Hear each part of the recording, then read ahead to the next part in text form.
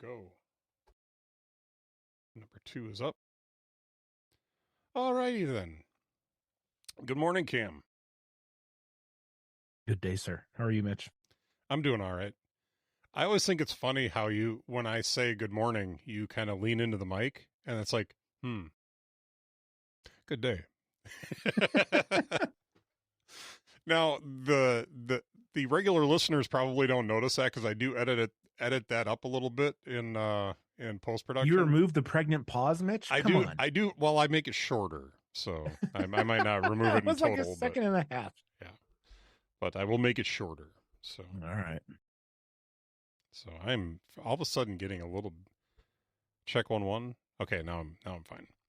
Now for some reason I think I was getting just a little bit of like a second audio coming in of myself. But anyway, well, I'll edit that out in post.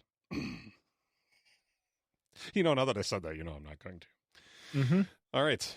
I had just a real quick little bit of follow-up about something that I talked about a couple weeks ago that was delighting me, and that was the TOTK, or Tears of the Kingdom travel guide app that I was using for Legend of Zelda Tears of the Kingdom.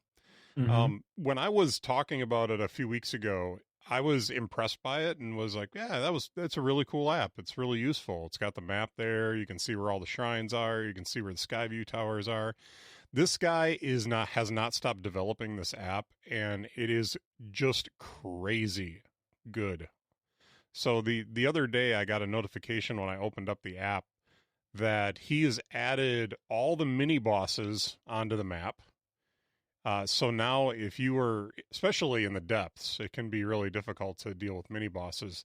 You can now see where they all are so you can avoid them. So it's pretty cool. Or if you actually were crazy and wanted to go take one on, you could take one on then. But you have the ability to know where they all are now. And I had no idea how many they were on the map. It's crazy because normally I don't see them. But so there's that. But they also, one of the things that I've been doing recently is collecting all the armor that I can get a hold of. And he's actually added all of the armor that's available on the map, as well as special items, like different hats and helmets and different things like that you can pick up. So he's added that all into the app. So now if it's not in a readily available chest, and you may not see it on the map, but you can go into the armor list and actually select it, and it'll show you where it is on the map and help you get there. So what he hasn't done yet is add the Google search feature that he's got and some of the other stuff. So if you want to go to a shrine, he has a feature in there in under the shrine where if you tap on it, it will take you to Google, where it'll either search YouTube or it'll search Google. You have the choice for that particular shrine, so you can figure out how to solve the shrine if you're having difficulty with it. But he has added all this stuff in there that has just made this app 20 times more useful, to the point where I'm thinking, I might have given this guy like $3 or $4 for this app, and now I'm wishing he had a tip jar in his app, because he deserves more money for this app. It is incredible. So if you're playing Zelda, Legend of Zelda Tears of the Kingdom, look up TOTK Travel Guide in the App Store, and download this app. Give it a try. It is life changing if you're really into Zelda. So it's good stuff. Yeah. Well, so the thing that comes to my mind is, excuse me, how much time it takes to add those features to the map, combined with the amount of time he's playing this game in order to get that information to put into the app. Like, this dude has got to be playing. I mean, you've already logged a bunch of hours on this game. Yeah, I'm 120 hours as of this morning. Yep. Yeah, I imagine he's logged probably 10 times that, plus the amount of time it takes to get all that information into the app. So to give you an indication of what it looks like right now, that's zoomed in, and that's still not showing you everything, because the more you zoom in, the more it shows you. Yeah. But that gives you a pretty good indication. And this little search bar in the corner here has all of the different locations and As you go down, gotta figure out which way is which here. As you go down, you can see there's armor, and it shows you how many pieces you have and how many pieces are left to get. And it's just ridiculous. So you can track all the stuff that you've collected in here too, and have a really good, as long as you're keeping up with it, because you do have to have the app open as you're solving a shrine or collecting a piece of armor, and be checking those things off as you go. But it is super useful if you're doing that. So very cool. Cool. You have any follow up for us today, Cam? Well, I mean, yes, but we're going to save that for the post show. Oh, that's right. Yes, we are going to be doing an after show again today on Silo to kind of wrap up our. We've both seen the finale now, so we're going to wrap up our thoughts on that. We probably could have done a show later that same Saturday that we recorded, because I think we both watched it right when we got done recording. But but we're gonna do a wrap up to let you know, like, were we right? Did we get it? But we'll do it in the after show today, so if you don't want any spoilers, you can avoid it. So, all right, sir, you ready to get into our first topic? Really our only topic for today, outside of what's delighting us. But we've been going through the WWDC announcements, and today we're both downloaded either one or multiple betas. And we're going to talk about iOS and iPadOS today. All right. Well, you've got iPadOS downloaded. So I do. Not quite as, I want to say brave as me, but maybe foolhardy as me. But it depends on how you look at it. But I've got iOS, iPadOS, and watchOS all downloaded. And the public betas actually dropped this last week. And I was on the developer beta 3 for a few days before that. And I'm still on the developer beta on my watch because that hasn't updated to a public beta yet, because they haven't launched a public beta that is more recent than the developer beta. But I do have them all switched to public betas now. So that's something that with their system now, that it's really easy to do. You can sign up for, or you can go in and accept the developer beta, and it'll start you on the developer beta. What do they call that? The channel or whatever. But if you want to switch it to the public beta, basically, I think it just checks the build numbers, and if there's a newer build number, it'll update you to the whatever track you're on. So track is the word I was looking for. So I am now on the public beta on my iPhone and my iPad. So do you have any initial first thoughts about it? The lock screen is fun. Yeah. I have it on my iPad Pro, and I've got the moon. Oh, it just turned off. I have the moon lock screen with some widgets. Okay, hold on. Is that the moon or is that Mars? Because that looks like Mars. Oh, I don't know. Okay. They have well, the thing of it is they have all the planets in there now. Yeah, so it's probably Mars. Minus Pluto. Is that a planet again?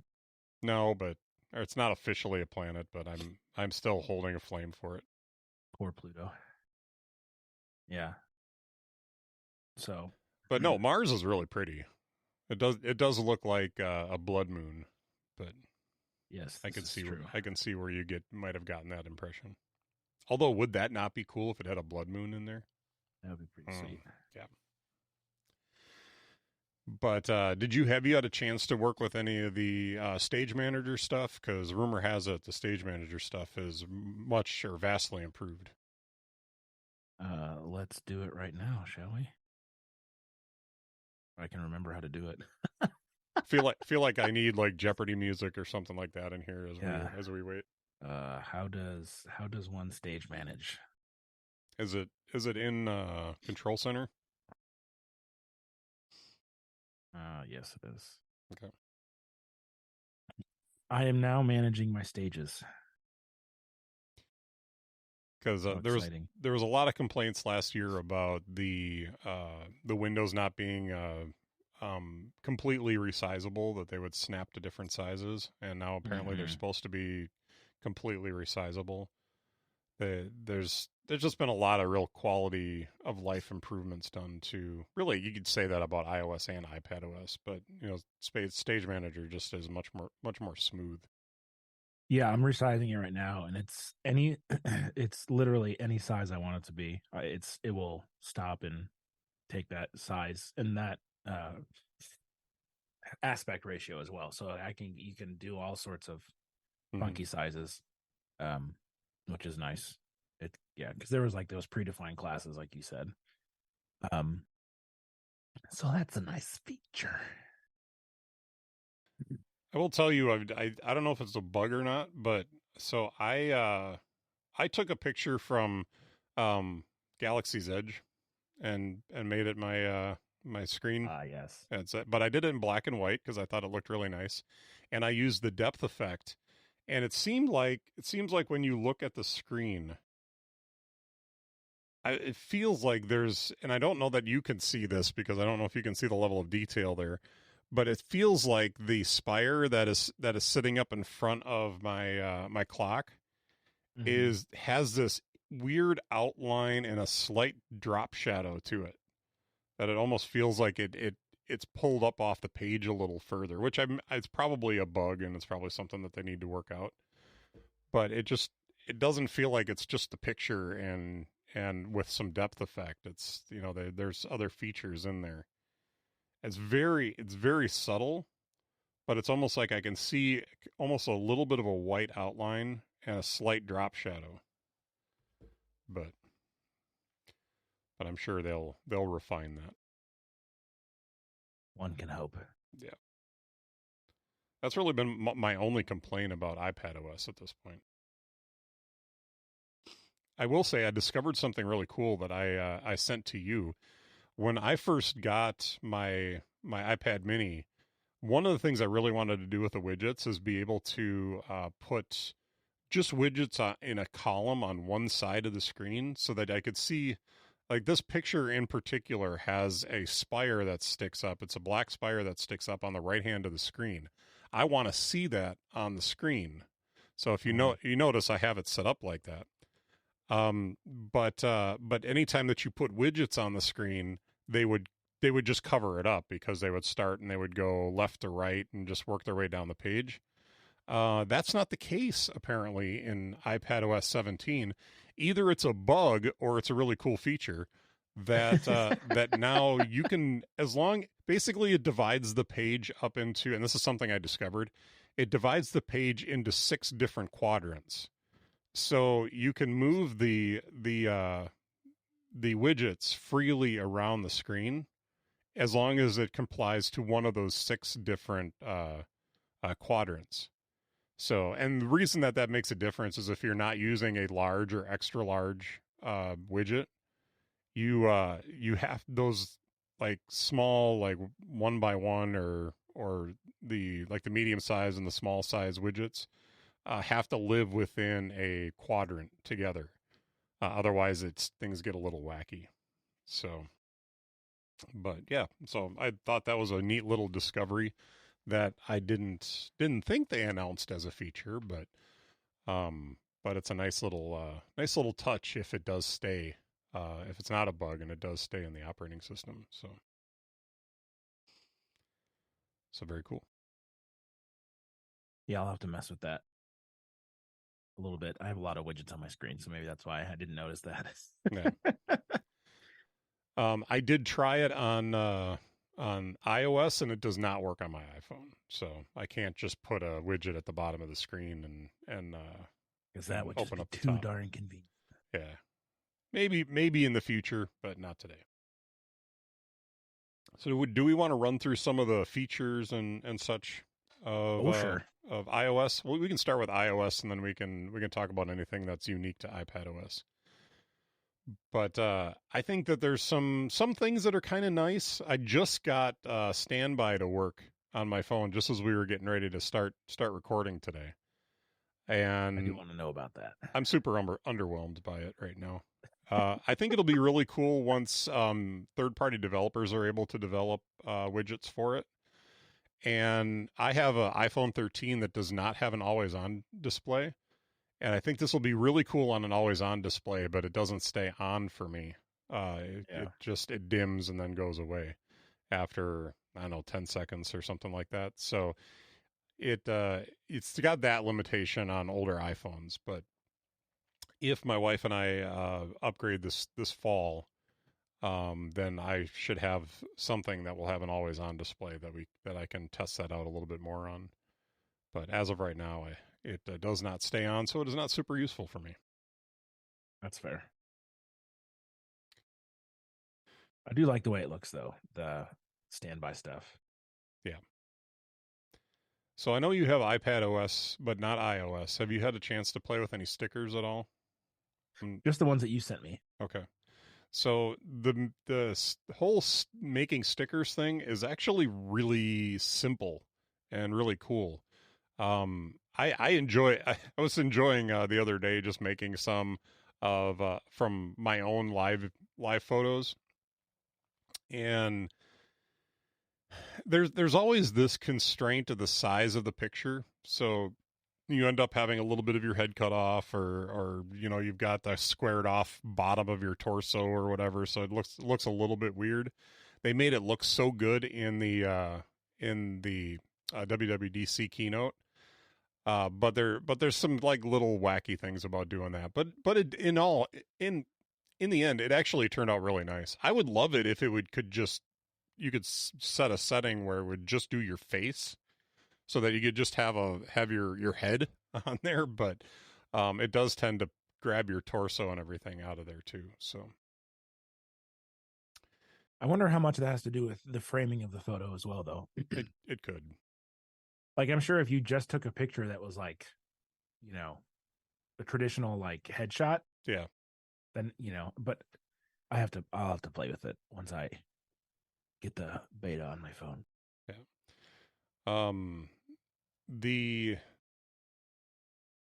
The updated way that you go through your apps and stuff like that in Messages, I think, is a little bit clunky and a little bit buggy yet. But that should smooth out and be better. I was having some issues the other day of just trying to find my emojis to use a emoji sticker for something, and I was trying to swipe through the stuff and it wasn't swiping through, and it's just probably a bug that something was locked up in there. But there is another bug, and what it's only caught me in Messages, but I've heard some other people say that it's been a more general bug that has been an issue, and that's some keyboard weirdness that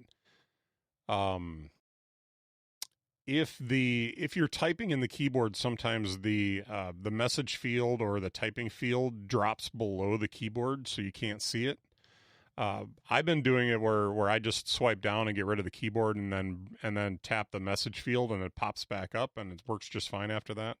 So it's a pretty easily overcomable bug, but a bug nonetheless. So it's a little weird. That's a little odd. Mm-hmm. So I'm sure they'll figure that out, and I'd be surprised if the next beta doesn't have that fixed. So because that's a pretty big deal if you're losing your typing field every time you use your keyboard. Yeah, well, and another keyboard related thing is you were sending me these stickers, and we were texting back and forth, and there was a pretty bizarre typo that came across in one of yours that I couldn't figure out what it said, so I had to respond, "What?" Like, and one of the things that Apple made abundantly clear in the keynote at WWDC was how much more improved autocorrect was, and what it had put in your text message versus what you had intended was it made no sense. Totally universes apart. So we had a good chuckle. At least I had a good chuckle about it. I was like, wow, this was one of the main features they bragged about, and swing and miss, man. Yep. No, I had a frustrated chuckle over it. So, but what I will say is that this is a transformer model machine learning that they're switching to. So it may be that the weirdness, there's going to be a little bit of weirdness at first because it's learning how you type and the words you use and the phrases you use and stuff like that, because I'm not noticing a lot of suggestions yet It wants to, if it sees me typing a word, it wants to complete that word, but I'm not seeing a lot of the phrases coming up yet. So I think that's something that comes with time after it, kind of chews on more of like how you communicate and your most common phrases and stuff like that. So that may be something that we'll see change a little bit over time. Yeah, yours is still in school. Still, it's Yeah, like it's still it's like a learning. first grader Yeah. right now. Yeah. Something like that. So, all right. Have you had a chance to use any of um, the interactive widgets yet? Just on the iPad. Yeah, I mean, I pulled up reminders and tapped one of them to see what it would do, and and then I looked at the music widget, and the music widget has a little play button on the bottom which you can tap and it'll start playing whatever album is in the music widget. I think that again, a lot of the stuff is going to be way cooler once the third parties have released their stuff. Because most of the widgets that I use are the third party widgets. Yeah. Yeah, once I can use the like good tasks interactive widget, maybe I'm kind of curious to see if Carrot does anything with the interactive widgets. But that if they do, I think that could be really entertaining. I guarantee you they will. Yeah. I'm still waiting to see if James Thompson tries to get PCalc through, but we'll see. It'd be pretty entertaining if he was able to get a calculator widget in there. But apparently he has the code for it, but he's not sure if they're going to implement it. So because you're on the iPad and not on the iPhone beta, you haven't seen. I don't think you can do anything with the posters yet, can you? The posters and the phone feature. No. Yeah, no. Oh, well, if you can on the iPad, I haven't checked. I just assumed I couldn't because, I mean, you can FaceTime from an iPad, but if it was going to be in there, it would be in contacts. All right. Well, let me take a look. Here's the other thing I'm going to say, and this is totally unrelated, but the iBooks or Apple Books, whatever it's called now, widget, I cannot get it to show my book covers. Like I have on here, I've got 2 books on my book widget, as you can see. And there's no book covers. There's book titles, and there's a spot for the book covers to be, but they are blank. And it doesn't matter what book I do, they just don't show up. And that's just annoying. So if I can be that guy for a minute, you're on a beta, man. No, it was that way. It was that way on iOS 16. Oh, was it? Before this is not beta related. It's consistent it's because it's the same on my iPhone. Yeah. It just doesn't show the book cover, and it's an EPUB. It's not like a PDF or anything. It's in the right format. So, anyways. All right. It looks to me like you can do some editing to your stuff. I mean, I have mine in here, but from my iPhone, but it's not. It doesn't show you the way the poster is supposed to look, so the poster must not be on the iPad. But everything else looks similar. So what it'll do on the iPad, it looks like, is you can do some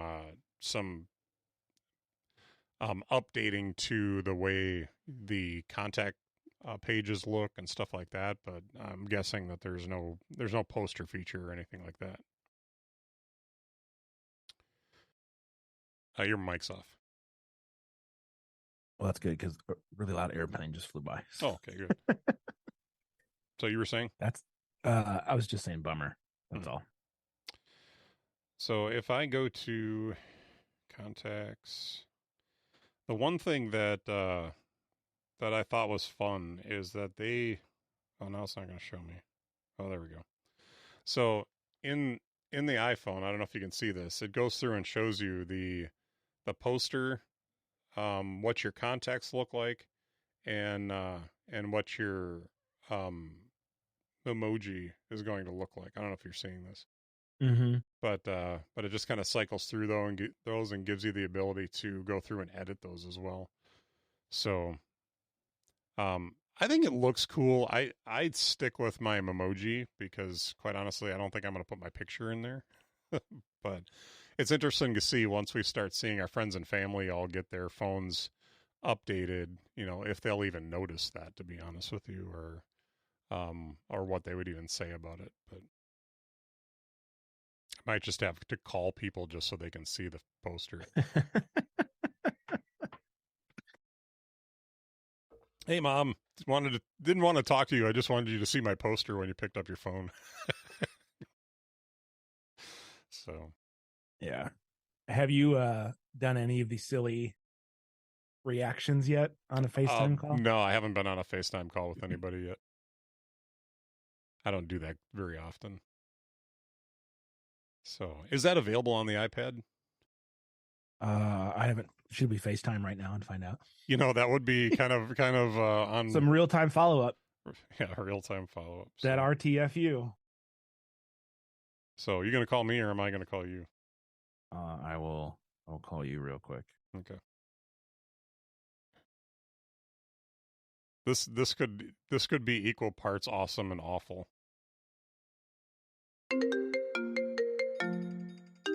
I wonder how much of a delay there's going to be. Yeah, right. Okay, so I'm joining the call on my iPad. It was ringing everywhere, which is crazy. Yes. But all right, now I've got you.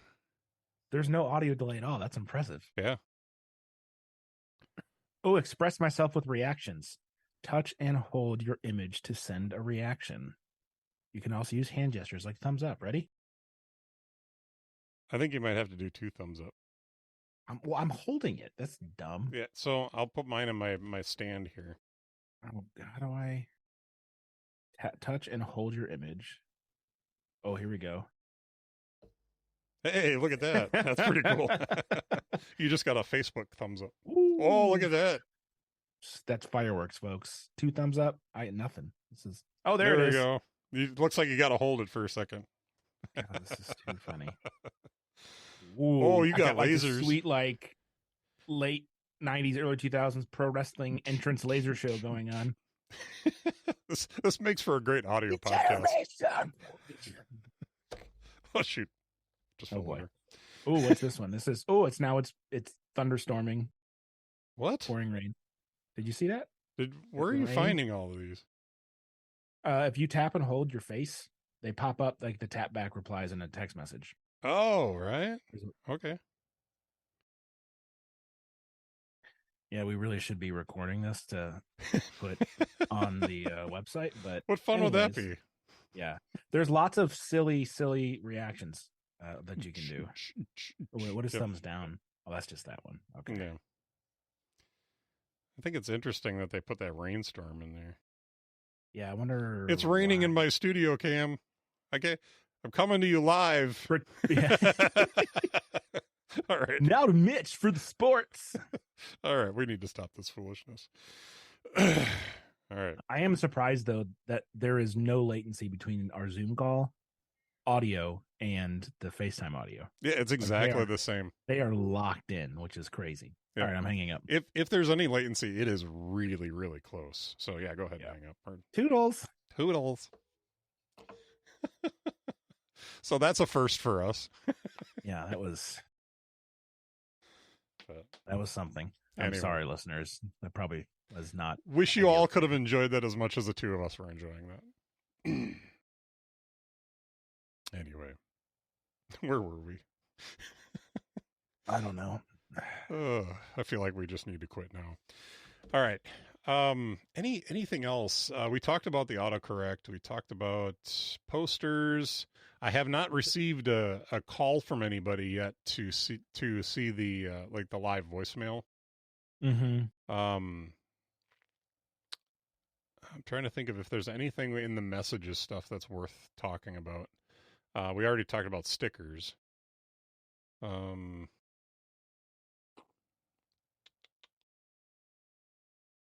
of the new AirDrop stuff looks pretty cool. It does. It's not something we're going to be able to play with yet, but Yeah. And maybe it's just because it's like, ooh, we can, touch our phones and swap information. It feels kind of Star Trekky. yeah. And maybe that will be less. What's the way to say this? Maybe it's more of a novelty gimmick than an actual feature, but it looks cool. It makes for a fun little video on the website. Mm-hmm. I should have made you go to. I should have not have picked up the call on FaceTime and let you leave me a message. Oh, that's never mind. That's another one. I just realized the journal's coming later this year, so you haven't had a chance to play with it yet. No, journal's coming later this year, so neither one of us should be able to do anything with like that. The way it looks, man. Yeah, we'll see when it gets here. I'm not going to judge it until I have a chance to use it. That's why you're a better person than me. Well, I mean, it's I didn't mean it that way. I realized after I said it, he could take that the wrong way, and I thought I would just wait. I made the self-deprecating joke for myself. Oh, that's all. Gotcha. I did not feel judged. Don't worry. I don't want you to hate me. All right, I'm just looking through the page here to see if there's anything else worth really discussing. There's stuff in here, as far as like Safari and passwords, stuff like that.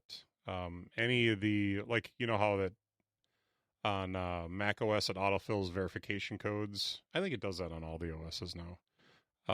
They will delete those text messages automatically for you. Oh, that's such a nice feature. So that'll be nice.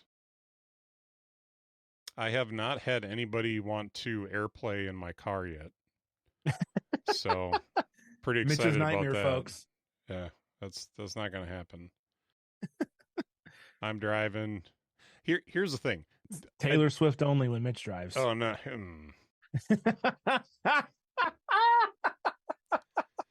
So anyway, this will be our last episode of the show. I was gonna say it's been a fun ride, folks. CamBrennan.com, and I'll talk to you later.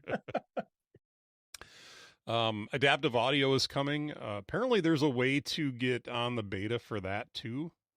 I'm not sure that I'm really that all in on this, but that would be a cool feature to have. I am kind of eagerly anticipating being able to use the adaptive audio feature in my AirPods Pro 2. So is that only going to be available? Yeah, it's for second generation. So my AirPods won't, because I have the AirPods Pro, the first generation. Yeah, you'd have to upgrade to the I'm not second generation for that. I'm riding these things till they die. Well, I did the same thing, and mine died. Mine had a really violent death. So we talked about it on the show, the crackling in the speakers. I got the one replaced, but when I went to call them to have the other one replaced, when it started crackling, they basically told me to pound sand. So, and wasn't the cost to fix them going to be like $260? Yeah, just buy new ones. Yeah, it's $10 more than expensive than just to buy a new pair. So at that point, I bought the third generation AirPods. So I still have a good pair of third generation AirPods, but I love my AirPods Pro 2 a lot better. You're like the AirPods guy. You've got, dude, I'm an audio all guy. Three kinds. Yeah, I spend so much time throughout the day with headphones on or AirPods or earbuds. I sleep with earbuds in. So seriously? Yep. Why? I have the Cocoon sleep buds that are they fit in your ear, and then they have a little piece that goes back behind your head. There's a little wire that that runs behind your head, and they sit in really flush with your ears so that they don't poke your ear when you're laying on the pillow. And I've never been able to sleep without sound since I lived up in the Twin Cities. So I need sound. We do run a fan in the room, but I like to listen to an audiobook when I'm falling asleep. And it used to be that I would listen to the audiobook with an AirPod in the one ear that's not on the pillow. And and otherwise the other one would just like dig into your head. Yeah. And I realized how much better experience it was to have an AirPod or a earbud in both ears, because it just blocks out all the sound going on in the room. And even if my wife is coughing or if she's restless that night or something like that, it just totally blocks out all of that. And so it just helps me to sleep better. So, and I use Portal. I run Portal in the background. Great app. And which we need to talk about Portal for Mac. Maybe I'll squeak that. You know what? I think I'm going to talk about that later. But yeah, we'll talk about that later. But I think Portal just works so well for just good, really high quality white noise, and then I run Audible over the top of that when I'm falling asleep, and that's got a sleep timer on it. So once the sleep timer goes off, then it's just Portal the rest of the night. So, and it works really nice for me. I sleep hard with that. But anyway, yeah, I do tend to spend a lot of time with audio in my ears. There you go. It's what I do, man. If I could get away with it, I would love to just leave my AirPods Pro 2 in my ears all the time. Be some killer battery life. Yeah. But just because, like, even with the notification announcements and stuff like that, it'd be so nice to not even have to look at my phone when someone texts me. It's nice. I like it. But anyway, now you can just say Siri instead of having to say the other incantation. And I only say that because I'll end up evoking it on my iMac here. But you don't have to say the 2-word thing anymore. You can just say the 1-word thing.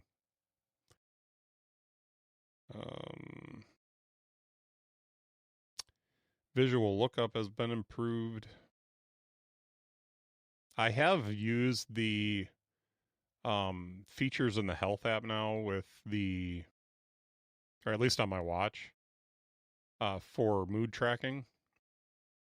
Like, I was having a rough day yesterday, so I pulled it up on my watch, and I told my watch how unpleasant I was feeling. And then it asks you, like, what emotion specifically are you having? So you can go through and tick all the emotions that you're feeling right now and just log that. So I don't know what the usefulness of it is at this point, but it was nice to do. So, and then, like, the day before, I tracked that I was feeling pleasant. and it asks, well, if you're feeling pleasant, why are you feeling pleasant today? And so you just tap the things that are making you feel good.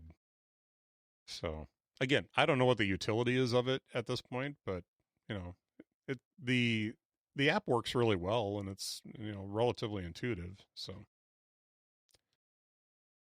but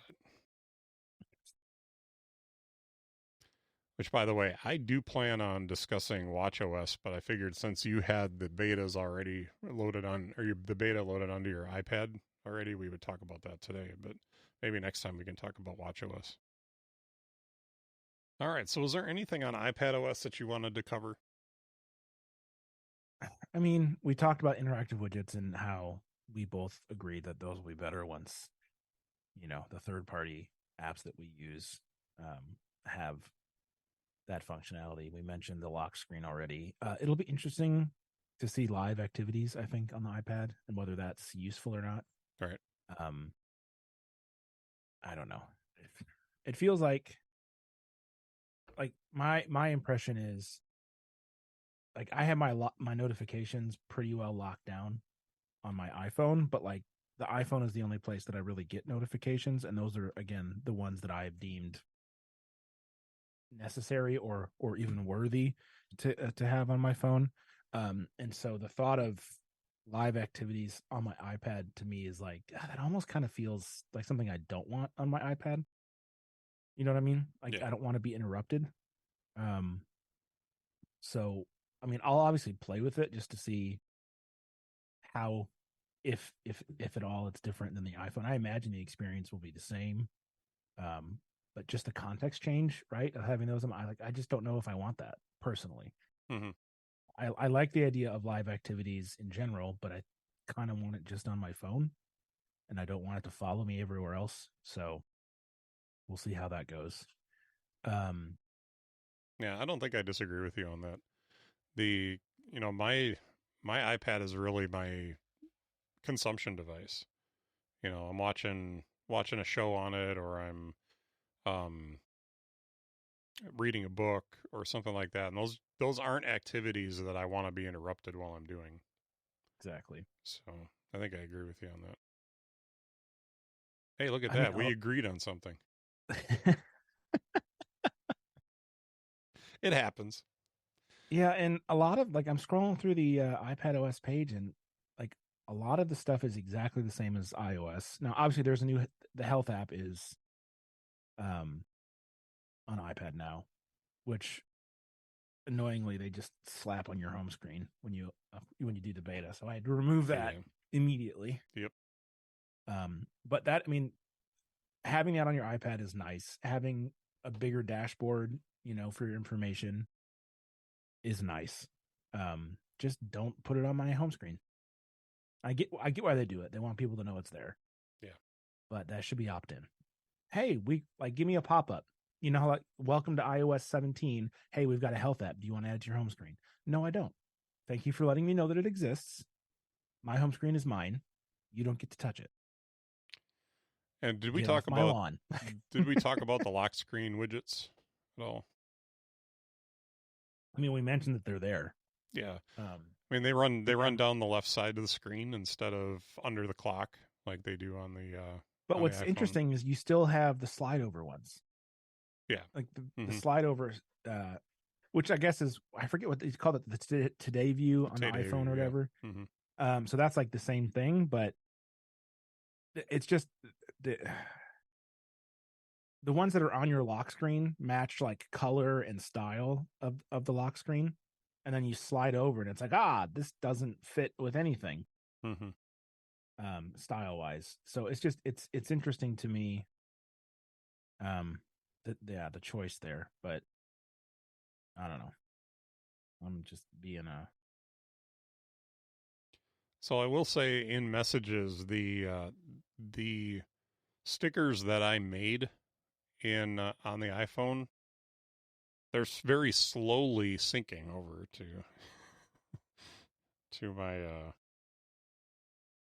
my Mac or to my iPad. And the most recently used ones are the most recently used ones that I had on my iPhone. So, there's some continuity, I think is the word that they use, between the two devices. Now the trick is, can I make a sticker on my iPad? Let's see if I have a picture that I can. Yes, I can make a sticker. Although I think I'm not going to keep that sticker because it's kind of bad. But it is possible to make them. So yeah, very cool. So there is a continuity between iOS and iPadOS in that respect. I was worried that it was just going to be the downloadable stickers that you could do on iPad, and it wasn't going to have all the fun stuff that they added. But that is not the case. All right, we talked about all the foolishness in FaceTime. I don't know. Do you want to talk about PDFs at all? Sure, PDFs don't, and Mitch. notes. We've talked about that. We talked about that when we talked about macOS last week or last time. It is on the iPad and on the iPhone. I don't think there's a lot else to talk about for the iPad, so nothing unusual. They do have some new drawing tools for Freeform, which is something that is going to be important on the iPad for anybody who uses Freeform. Collaboration on Freeform. Improvements to Stage Manager, which we discussed earlier. But other than that, it looks pretty much like the stuff that they talked about for iOS. So yeah, I think that's it. Indeed. Any final thoughts before we talk about what's delighting us today? Nope. All right. Well, let's shuffle right on in. What's delighting you today, Cam? I should have an answer for this. We do it every time. Yeah, you're right.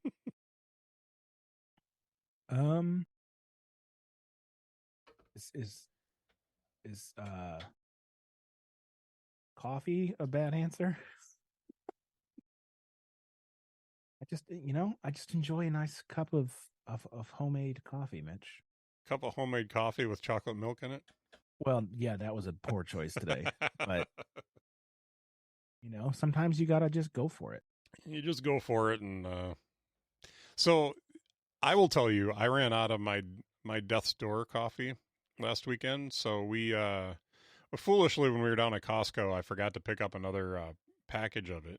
So the same company sells coffee, all over the place. So we were down at our local grocery store, and they carry a bunch of theirs. And I saw that they had one called Heavenly Caramel and one that was amaretto flavored. And those are a couple of my favorite flavors. Guess what? I remember why I don't drink flavored coffee, because it's gross. Because it's terrible. Yeah. Not only do they use cheap beans for it, because obviously who cares about what the beans are if they're adding flavor to it, but the flavor doesn't really transfer over very well either. So what I'm drinking this morning is actually just a little bit of Sumatra, but it's mostly the Heavenly Caramel, and it's coffee, I guess, but it's not good coffee. So, and it was all pre-ground too, which makes it even worse. Because yeah, because it was not only is it aged when you get it, when it's whole bean, but it ages even more when it's when it's pre-ground like that. So yeah, it oxidizes faster. Just stale coffee. But, yeah, so I my usual go-to nowadays is just an iced Americano that I make because I have an espresso machine that I got a year and a half ago. That I got on Black Friday. It was still expensive, but I got it was like $250 less because of Black Friday. So I was impulsive and bought it. But it has the hopper and the grinder, so it grinds right into the portafilter. Sure. Which is very nice. So I just add the amount of beans that I need each time and get me a fresh grind, and then some sweet, and also bitter espresso comes out. And I pour it over some cold water, add some ice, and it's delicious. And I try different kinds of coffee too. So I use Trade Coffee. I get a new bag like every 3 weeks, and they're from different roasters. And I tell them, I can say I use it for espresso and for cold brew. I like, because I'm doing those, I like darker roasts because they taste better in those forms. Yada yada yada. So I found quite a few different roasters and coffees, like specific coffees that I've really enjoyed, and it's just fun. Very cool, and I enjoy it. What's delighting you, sir? So, have you tried Portal for Mac? No. I am trying to open it right now, so bear with me. I don't know why it just closed right away. There we go. All right, so I'm going to go ahead and share my screen with you so you can see this. And it has seemed a little bit buggy, so forgive me if things go badly here. But I'm going to show you my desktop because that's where the magic happens. So let's get rid of this. All right, so now you can see my desktop, right? And I've got Portal up on the desktop. So you basically you choose like you do in the app, like what you want to accomplish. So let's say I want to focus, and so now it's going to give me very much like the iPhone and iPad app. It gives you options of different locations or different things like that you can pull up um, to help you focus. The sounds, basically what they do is they go to these locations and they record video, they record sound, they give you like, basically it's supposed to help you escape into this portal into this other place is the idea behind it. And so, but what the Mac app does that none of the other ones do is watch this magic. When I set surroundings,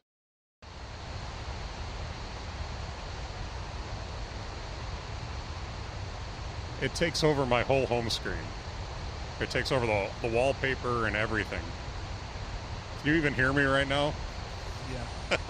It's really loud in my headphones right now, so let me turn this down. But, and by the way, little plug for Sound Source right there, because I can just turn down Portal there so I can't hear it as loudly. But what I'm looking at right now is my home screen, or my wallpaper, my desktop. There's a video playing on my desktop. It takes up my entire desktop of this location and then plays the audio from that location. So now anything that I work on top of this, so if I pull up Notion, or if I pull up a writing app, or if I, maybe I'm crazy and want to edit audio like this, it puts me in this location on this screen. And just like the Portal iOS app and iPadOS app, this will connect to your Hue lights as well, and Nanoleaf lights to then also color your lights to fit this. So the whole idea is to get you out of your space and into this particular space. And I think that the addition on the Mac of basically changing your wallpaper to the video that they use to accompany the audio is such a cool touch, because they could have just done what so many other white noise apps do, is just give you a window that has that in it, but they essentially take over your whole experience with that. So I'm gonna go turn that off now. So, but I think it's such a cool feature. I gotta set up my desktop again and stop sharing here. But it's such a cool feature, and I've used it a few times now for when I've been working on writing assignments. And yeah. So what do you think? I downloaded it. So Sweet. So I must have paid for the iOS and iPadOS app at some point. I don't remember it being a subscription before. I'm not subscribed to it. But no, yeah. So like because I checked too. I was like, because apparently I had downloaded this on my Mac at some point previously, but my membership type is Pioneer V2 purchase, which I think we're locked in. Yeah, because we were early adopters. Yep. We're locked in for life. We don't have to pay the subscription, which is super cool. Yeah, that they did that for the folks that were on board early. Because I had Portal when there was like only 8 or 9 different locations. Yeah. Before they went to Iceland, before they went to Scotland, before they went to all these other places, they just had like 8 or 9, like the Amazon rainforest and a field somewhere in England, on my iPhone. And then they've expanded it to other platforms and far more locations. So I think we were smart in that regard, and that's super cool of them to give us access to all the new stuff, even though we haven't paid for it in forever. Very kind of them. Yeah. But what do you think about it taking over the wallpaper? I mean, I think it's cool, and it's an option, right? So you can choose to not have them do that, right? Yeah, so I would think if so. you're if you just because I'm looking at it right now, it says sync desktop background. You can check it on or off, and then also play motion visual. So like you can, if you just want the sound, you can just have the sound. Okay. If you want the full immersive experience, you can have that as well. Yeah, pretty neat. And then you can also choose to, like you said, have the lighting or not. It's all. So the fact that it's customizable in that regard is super cool. I didn't even think about them taking over the desktop. That as soon as you pulled it up, I was like, oh, they're gonna like that's absolutely, because the whole point of Portal is that immersive, like the fidelity of the audio, and this, and it's, they updated everything to be spatial audio too. So if you have your AirPods in, like you are in the like you are in the music, or Right. like the audio. So yeah, super cool. I downloaded it and I'm gonna use it. So sweet. No, I love it. I think it's really cool. So, all right. Anything else we want to talk about on the main show today? No, but I'm ready for the after show. All right. Well, if you would like to know more about us, or you'd like to find our back catalog for the show, you can check out innerdialogue.show. And if you want to know more about me, maybe read a blog post, maybe check out some other tomfoolery that I'm doing, check out mitchcraig.online. And where can folks find you, Cam?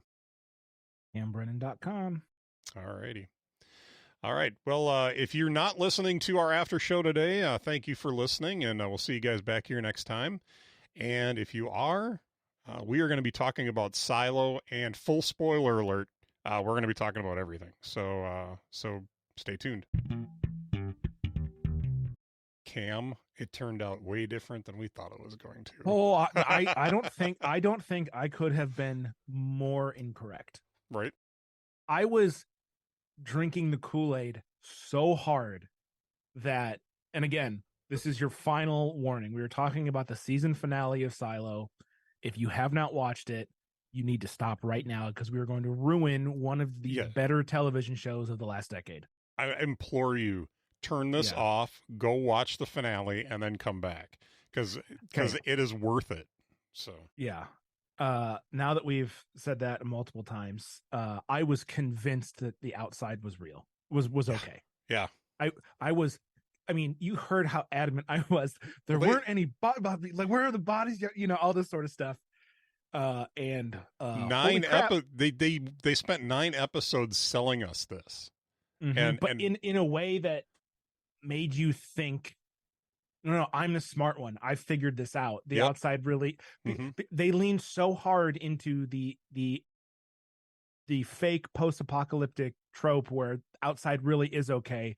Kind of like, what's that one M. Night Shyamalan movie where they're stuck in like the olden times, but really they're just like in a park in modern New York. Is it The Village? Yeah, I think that's what it was. And I was like, oh, this is The Village, but sci-fi instead of whatever, you know what I mean? Like, this is like the cult that went underground and has kept people underground, even though living outside is fine. But they do such a good job of the show of making you think you're right, because they do such a good job of like, just it was so well done. But I will say, as I told you before the show, I watched the first 3 episodes with my parents when I was there, and Mitch, I don't know how I missed it.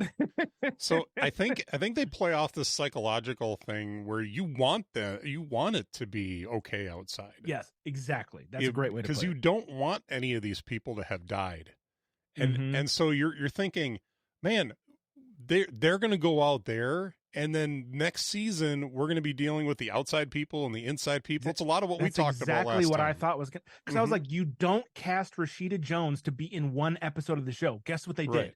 They, for that exact reason, they brought someone well known in to play one episode to get you to think there's no way she's not coming back. Right. Guess what? She's not coming back. She's real dead. Yeah. And I will say, so in the episode where the sheriff Holston goes out, there's the scene when he takes his helmet off, because he sees the visual, and it's the flying V of birds is what gives it away. It's the exact same that she saw, that he saw, that was on the recording that they found on the hard drive. The exact like, how did I not? It's the exact same every single time. But when he takes his helmet off, the look on his face right before they cut is pure terror, because he realizes, oh my God, we were wrong. And then he's dead.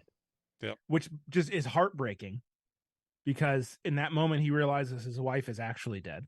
Mm-hmm. That the outside is very much not okay, and he's literally about to die. And And there, just the and it look, happens so fast that he can't do anything about it. no, He can't warn but like, anybody inside or. but and he plays it so well because in the moment you're just like, oh, he's just struggling, to breathe. He's he's figuring it all out. But no, when you know the end, you're like, holy crap, that is pure terror on his face.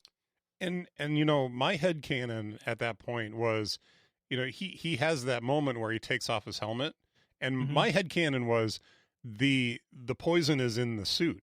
Exactly. And so you're thinking he's going to get out there, he's going to realize that this is okay. He's going to take his helmet off and he's going to be fine.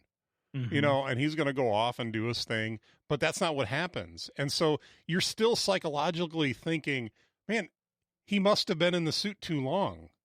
And you're making you're taking these ideas and you're thinking, oh no, there's no way that he that it's not the suit that killed him. But here, the suit was on him so he could clean Mhm. and then walk over, think that everything's okay, take his helmet off and die. Yeah, well, and I also believe he's the only one that had ever taken his helmet off. I believe that. And the other thing too is I the disagree heat with tape. you. I disagree Okay, with you because I think the suit is actually keeping them alive. right. But they think that everything's okay, so they do something to take it off.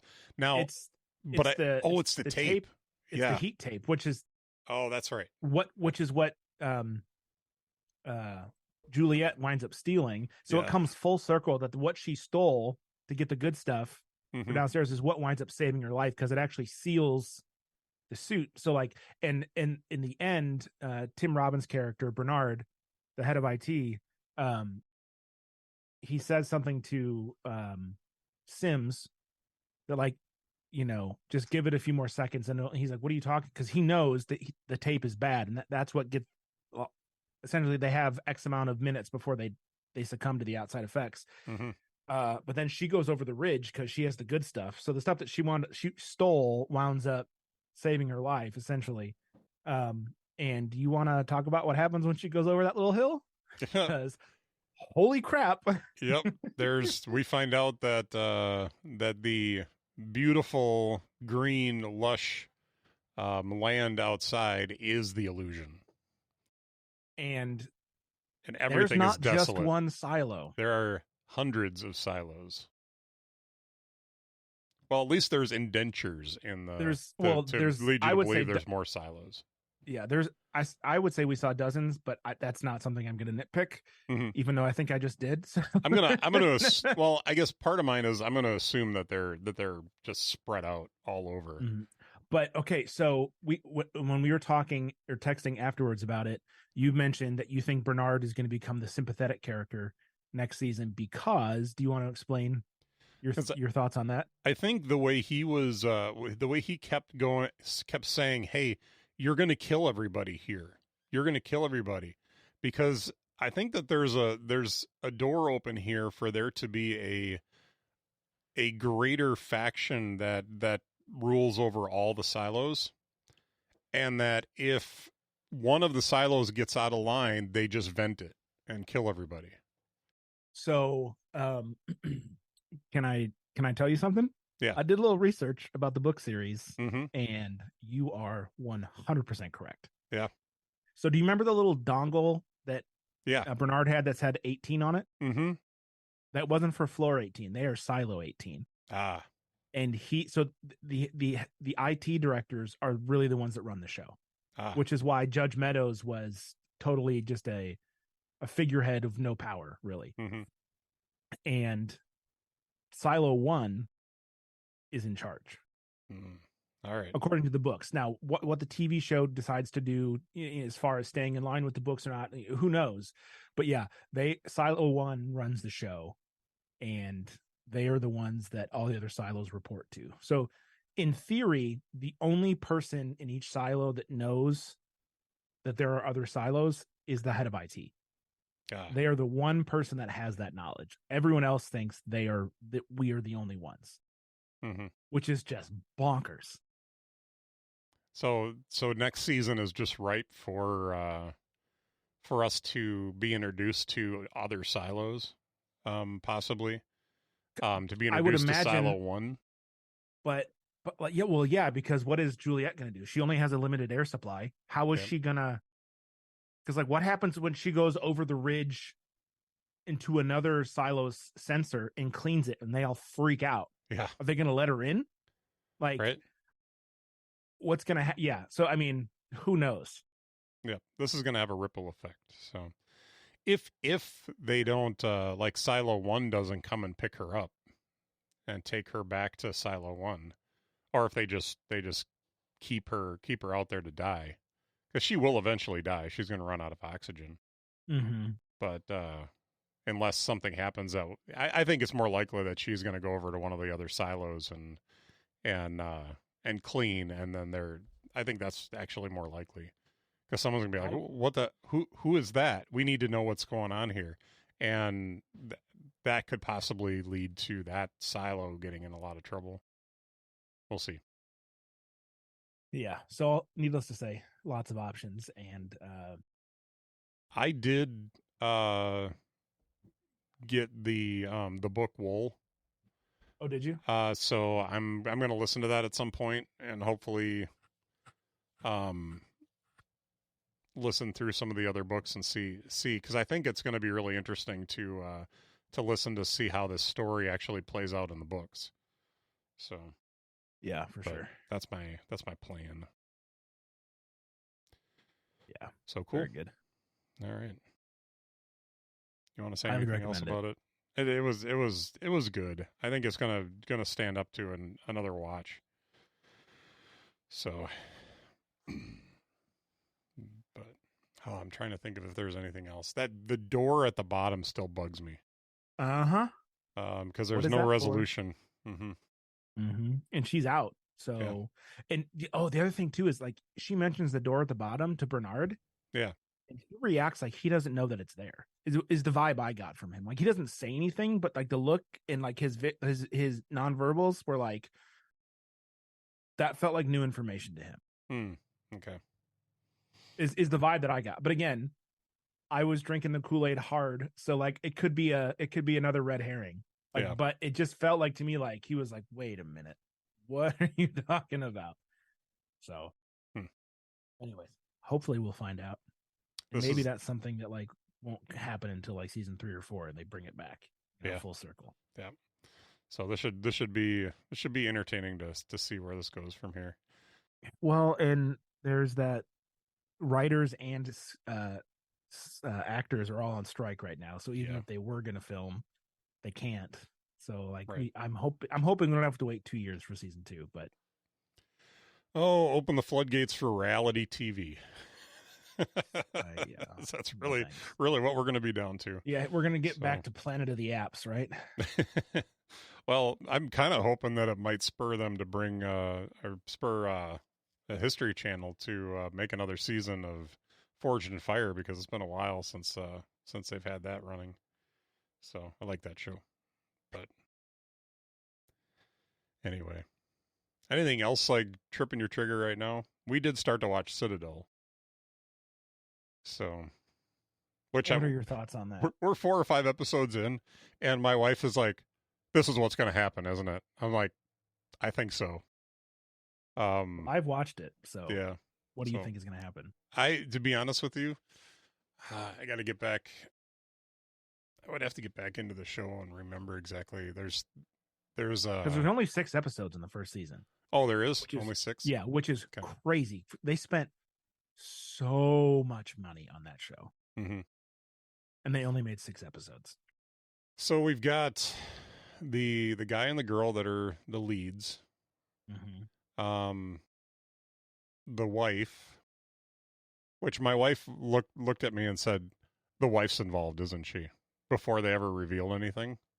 I was like, she's got it. She's got to be involved. This doesn't make sense that she's like this. I don't know. She just seems to be playing the part really well. Um, yeah, so I don't know. I'm not sure what to throw out there at this point, but we'll see. Maybe we'll get this finished this weekend and we can talk about it. But it's not having the impact on me that Silo did. I'll say that. No. I will say Citadel it is entertaining, Mm-hmm. but it is not challenging like Yeah. Silo is. But I just cannot believe how much money they spent on Citadel for only 6 episodes. Like, it's bonkers the budget that show had. Mm-hmm. For it not to have been better. And like, they have those like after, those short little like 1 or 2 minute after show things, and you can tell like the producers are like think they're like really hot stuff for making such a complex, like, what is truth? It's like, guys, this is less challenging than a James Bond movie, Right. which is not a high bar. Right. But like, they're acting like they're projecting like they've made something very complex and philosophical. It's like, no, you didn't. You made a very base level spy show. Yeah. No, I would agree with that. Hitting all the tropes. You just but it's stunning visually. Like, Mm-hmm. the No, I would disagree with that. the cinematography and the action sequences and like all of that is top notch. It's just the screenplay is not necessarily intellectually stimulating. Let's just put it that way. I think it goes places that it doesn't need to go too. I think some of the torture that they do in the show, like, really didn't seem to serve a purpose. At least not much of a purpose. Mm-hmm. I don't know. There's different things in the show that just, yeah. I mean, you begin to wonder if he's not the problem, and that's because he's the only one at this point that has a memory wiped. So I'm talking to Jamie, and I'm saying I think he's got to be one of he was probably the mole, because he's the one that can't remember anything. And so I don't want you to ruin it for me, but I think that's my theory right now, is that he's the one. But I still say nothing. Okay. So, and I should look and see which episode we're actually on right now. Where did I hide that? All right, guess I have to search. Oh, I always forget that the Apple TV app is just TV on the iPhone. I have been watching For All Mankind, and I've really been enjoying that. I've not watched that one yet. Well, the Apple TV app on the iPhone actually doesn't tell you what where you're at, because it's not connected to the Prime app, the Prime Video app. So let's do it this way. That is so much less than helpful. All right, we finished episode 4, so it looks like we got 2 more left. Gotcha. So, but yeah, so we'll see what happens there. But yeah, it's kind of becoming obvious that he's significant, and it's significant why he doesn't have his memories. For the show. Obviously, he didn't get his memories because his vial broke. But darn, how convenient that happened. So, all right. Well, I guess we can wrap up the show. Indeed. We got to talk about Silo and wrap that up. So, very cool. All right. It's been fun as always. Indeed. Talk to you later.